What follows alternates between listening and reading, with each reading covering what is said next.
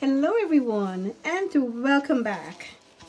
Today I'm going to be making for you a broiled whole yellowtail snapper in the oven. Tomorrow is Easter Sunday and as you can see I have my fish over here already prepared. Okay, and unfortunately they did not have any red snappers, so we opted to get a yellowtail snapper. All right, so normally when my hubby is purchasing the fish, he would get it all cleaned up. As you can see, they clip all the fins off, you know, the tail in the back, and they gutted it, and all we have to do basically is squeeze the juice of one lemon and washed it really well under running cold water. So now that that is all prepared, and you want to pat it dry in some paper towels as well. So now we're going to prepare or marinate. So we're going to put that to the side. Okay. So in this bowl, I have some good olive oil, and I have all my spices, my dried spices. This is cayenne pepper, salt, onion powder, paprika, and freshly ground black pepper. And we're gonna add everything into our olive oil. And I have some fresh herbs, thyme, ginger, garlic, and rosemary. So we're going to give this a good mix until everything is well combined. And guys, you can imagine how this is smelling right now. And I'm also going to give it a taste, make sure it's good with salt. So I went ahead and removed my paper towels. So now I'm going to spoon my marinating mixture all over the fish, in between all the little slits, and a bit inside as well.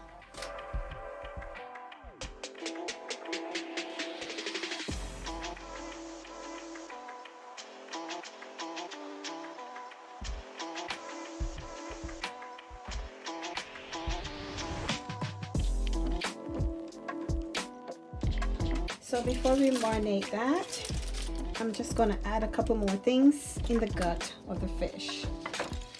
So here I have a few slices of lemon, some fresh rosemary, a crushed garlic pot, and some fresh thyme.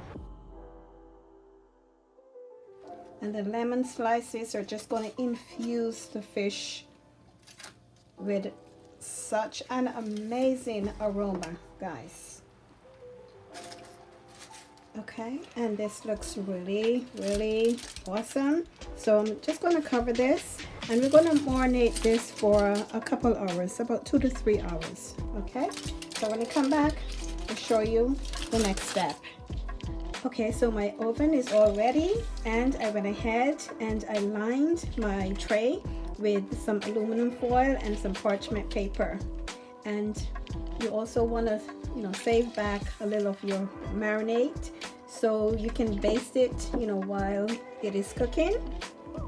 That is going to help to retain the moistness. Oh, and we're going to broil this on high, FYI. Okay, so this is what it looks like so far. I've basted one time already.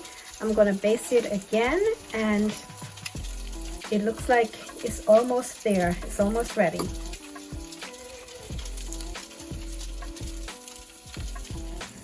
So what I'm doing here is sauteing some onions and carrots and some pimento, allspice seeds, some rosemary, and hot pepper, and I'm just going to bring it together with a little bit of olive oil and some red wine vinegar and just a pinch of salt and sugar just for taste.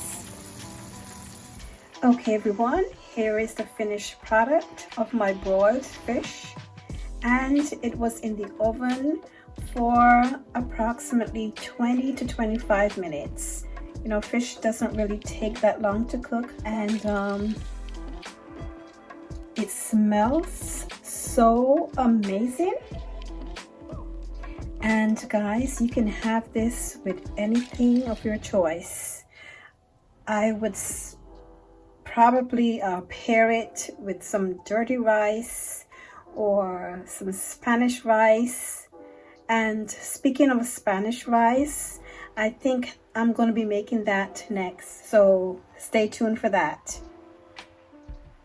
I want to thank you all so much for watching. I hope that if you enjoy this tutorial, I hope you will give me a big thumbs up, guys, and leave me your comments down below. And I want to wish you all a blessed Resurrection Sunday. And thanks so much for watching. FYI, I just want to mention that earlier I had shown you when I put the aluminum foil and the parchment paper in the tray. Well, the parchment paper started to burn. Yeah, duh. I forgot I was using, you know, I was broiling the fish. Okay, so please do not make that mistake and put the parchment paper, okay? Because it's going to burn. Okay, so let me try this fish for you.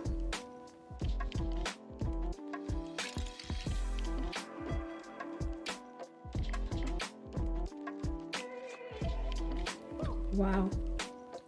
Oh my goodness. Oh my goodness. I could eat it all. I'm telling you. All the herbs, all the spices. Perfect with the salt. Perfect. It is delicious. I hope you give this a try, guys. I am not kidding. I hope you give this a try. Thanks so much for watching.